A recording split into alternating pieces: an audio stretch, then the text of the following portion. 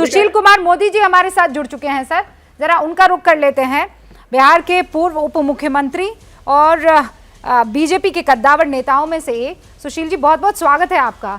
नीतीश कुमार, जिनसे आपके पुराने ताल्लुकात रहे हैं, पुराना रिश्ता है, आप उनको बहुत अच्छे से जानते हैं, जगह जगह वो मुलाकात कर रहे हैं सर, और वो ये कह रहे हैं कि मुझे पीएम नहीं बनना है, लेकिन मैं इस पीएम को हरा कर रहूंगा। अभी तक का माहौल शानदार रहा है।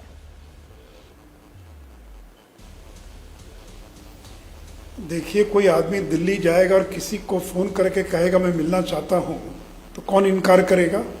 तो मिलने में क्या लगता है? लेकिन क्या ये दावा कर सकते हैं कि अरविंद केजरीवाल और कांग्रेस को वो एक साथ बैठा पाएंगे? क्या केरल के अंदर लेफ्ट और सीपीएम लेफ्ट और कांग्रेस को एक साथ बैठा पाएंगे? क्या बंगाल के अंदर लेफ्ट और ममता बनर्जी को एक साथ बैठा पाएंगे? तो इस पॉलिटिकल टूरिज्म का तो कोई मतलब नहीं है ना। अभी तो दावेदारों की संख्या बढ़ती जा रही है। आज अरविंद केजरीवाल भी यात्रा पर निकल रहे हैं, राहुल गांधी भी यात्रा पर निकल रहे हैं, नीतीश जी भी दिल्ली यात्रा पर हैं। ये तो दावेदारों की संख्या बढ़ती जा रही है।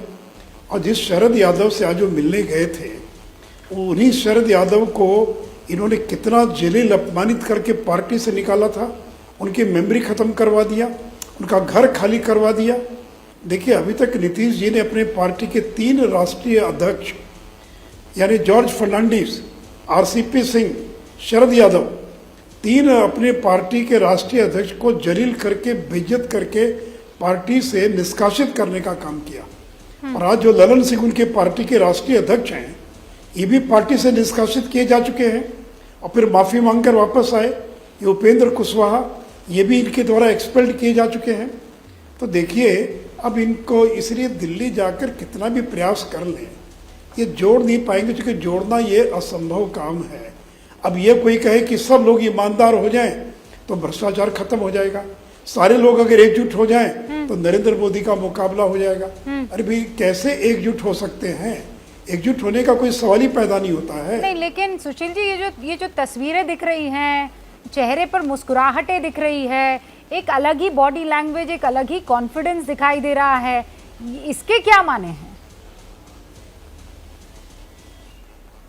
देखिए, ये मुस्कुराहट और कॉन्फिडेंस तो जब 2 सीट आई थी तो भी दिखाई पड़ रहा था। तो नेताओं के चेहरे की मुस्कुराहट और कॉन्फिडेंस पर मत जाइए। जब लालू यादव 24 पर पहुंच गए, उसके एक दिन पहले तक वो सीना तान कर रहे थे कि सरकार बना रहे, तो इनके बोलने में और इनके करने में जमीन आसमान का अंतर है।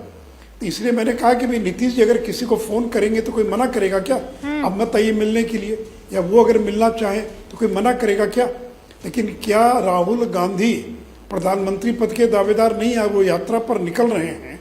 और आपने ठीक कहा कि जिनका घर नहीं संभल रहा है, जिस व्यक्ति को ये नहीं मालूम है कि आटा लीटर में बिकता है कि किलो में बिकता है, वो खैर अच्छा 2 राज्यों तक सरकार सिमट गई, यानी कांग्रेस 2 राज्यों तक सिमट गई।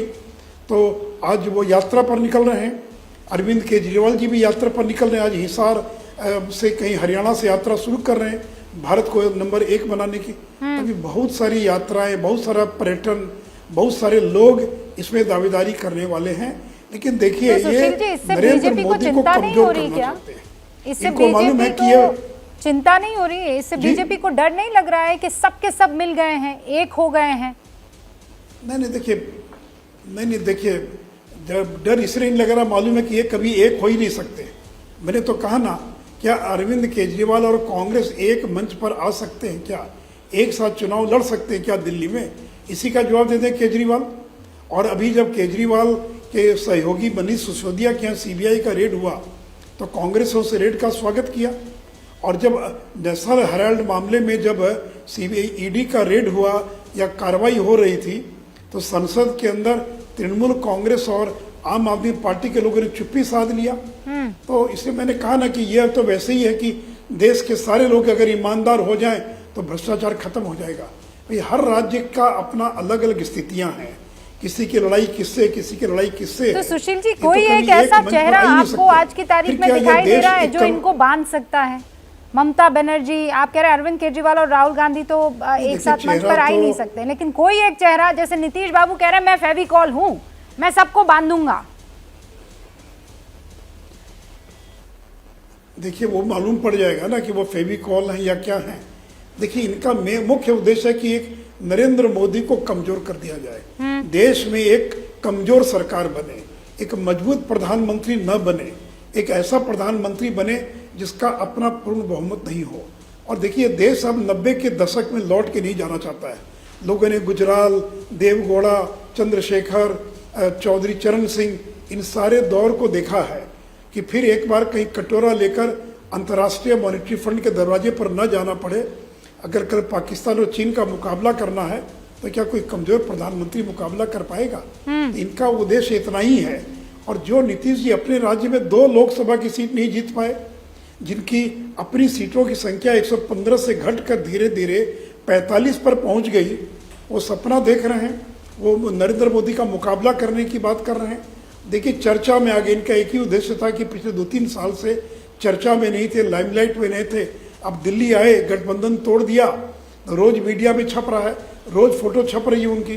बस इतना ही उनका मकसद, इससे ज़्यादा का, इनसे ज़्यादा उनका मकसद क्या हो सकता है? और इनको लालू यादव पर भरोसा है क्या, या लालू यादव को इन पर भरोसा है क्या कि कब धोखा दे देंगे?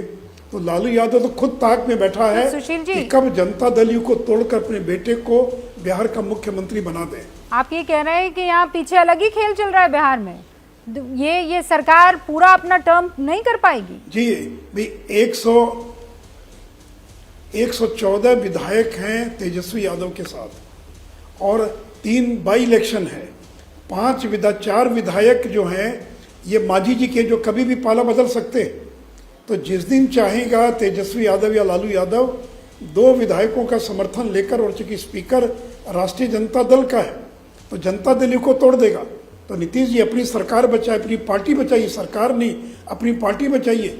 इनके पार्टी में बगावत हो रही है। भी मणिपुर में क्यों चले गए, अरुणाचल में क्यों चले गए? वो उनको इस निर्णय से वो सहमत नहीं थे कि नीतीश जी ने जो कांग्रेस के साथ हाथ मिला लिया, तो मणिपुर और अरुणाचल के जो विधायक हैं वो कांग्रेस के साथ जाना नहीं चाहते थे। और आज भी जनता दल यू के बड़ी संख्या में विधायक हैं जो या तो टूट कर चले जाएंगे राष्ट्रीय जनता दल में, कुछ हमारे साथ आ जाएंगे और कुछ चले जाएंगे कांग्रेस के अंदर। आगे भविष्य क्या इनकी पार्टी का?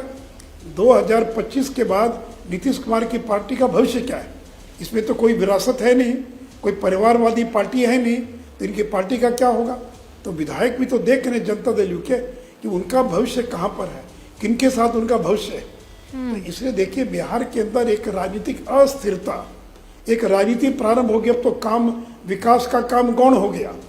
अब तो विकास गौण, और यही उठा पटक राजनीति। दिल्ली पटना हफ्ते में 5 मंत्री दिल्ली कैंप कर रहे हैं, बिहार की चिंता नहीं है। तो बिहार सरकार के 5 मंत्री दिल्ली में नीतीश जी के साथ कैंप कर रहे हैं। तो हफ्ते में 3 दिन दिल्ली, 3 दिन पटना। और बिहार जो है, जनता ने जनादेश दिया था आपको बिहार के मुख्यमंत्री के लिए। आपको इसलिए जनादेश नहीं दिया था कि आप हफ्ते में 3 दिन दिल्ली जाकर बैठें और नरेंद्र मोदी की सरकार को कमजोर करने के लिए आप साजिश रचे। इसके लिए आपको लोगों ने वोट नहीं दिया था। और देख लेंगे अगला चुनाव, इनको लगता है कि महागठबंधन हो गया। तो मैं आपको याद कराना चाहता हूँ 2019 में उत्तर प्रदेश में भी तो महागठबंधन बना था, मायावती और ये समाजवादी पार्टी, अखिलेश यादव। और क्या मीडिया ने कहा था और क्या हुआ? 64 सीट हम जीते। तो आप ये कह रहे हैं कि बना देने से कोई वोट एक दूसरे को ट्रांसफर नहीं होता। आप ये कह रहे हैं कि आने वाला जो भविष्य है वो बहुत ज्यादा सुनहरा इन विपक्षी पार्टियों का, और खासकर बिहार में नीतीश बाबू का लग नहीं रहा है। बहुत बहुत शुक्रिया सुशील साहब हमसे बातचीत करने के लिए। तो सुशील मोदी ने यहाँ कुछ बड़े आरोप लगाए हैं। जैसे ही घड़ी का काटा दोपहर 2:30 पे आए, बबीता जी का दिल सास बहू साजिश के लिए मचल जाए। और ये है इनकी बहू, पूरे दिन ऑफिस की टेंशन हो जाए गॉन जब ये करें अपना फेवरेट शो फ्री टाइम पे ऑन। इनकी तरह आप भी देखें अपना फेवरेट शो अपने टाइम पर, और डाउनलोड कीजिए ABP लाइव ऐप अपने स्मार्ट टीवी पर।